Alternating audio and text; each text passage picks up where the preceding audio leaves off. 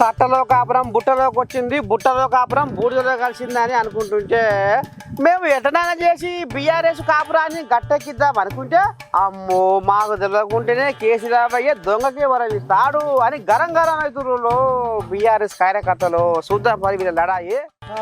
మళ్ళా కేసీరావు తడక కట్టి గోడం తన్నట్టు చేసుకుంటుండని కొమరంభీం జిల్లా కారు పార్టీ కార్యకర్తలు కయ్యానికి కాలు దూతురులా.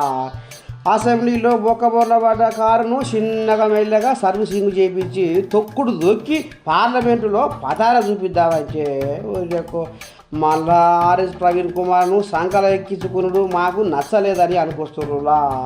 మరి ఆర్ఎస్ ప్రవీణ్ కుమార్ చేసిన మోసం ఏందో వాళ్ళ నోటికెళ్ళి వాళ్ళే చెప్తారట. ఇందాం పారి ముఖ్యంగా ఉద్దేశం ఏంటి అంటే నిన్న జరిగిన రహస్య ఒప్పందం పార్లమెంట్ ఎన్నికల కోసమై ఆర్ఎస్ ప్రవీణ్ కుమార్ బీఆర్ఎస్ అధినేత కేసీఆర్ గారి ఆధ్వర్యంలో పొత్తు పెట్టుకోవడం జరిగింది. ముఖ్యంగా అసెంబ్లీ ఎలక్షన్లలో ఎక్కడైతే వెన్నుపోటుకు పోవడానికి చేసిన ఘనకార్యం చేసిన ఆర్ఎస్ ప్రవీణ్ ఈ రోజు బీఆర్ఎస్ తో పొత్తు పెట్టుకోవడానికి చాలా దుర్మార్గం.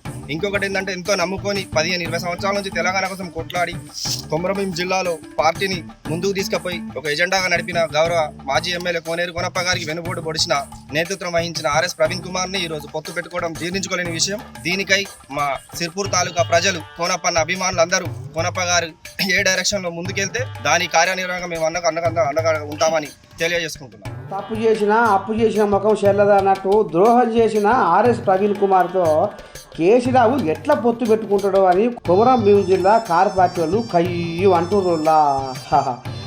ఇక కేసీరావుకు తప్పట్లు తాళాలు తంగిన చెట్టు బాజాలే మిగిలినట్టు పోయి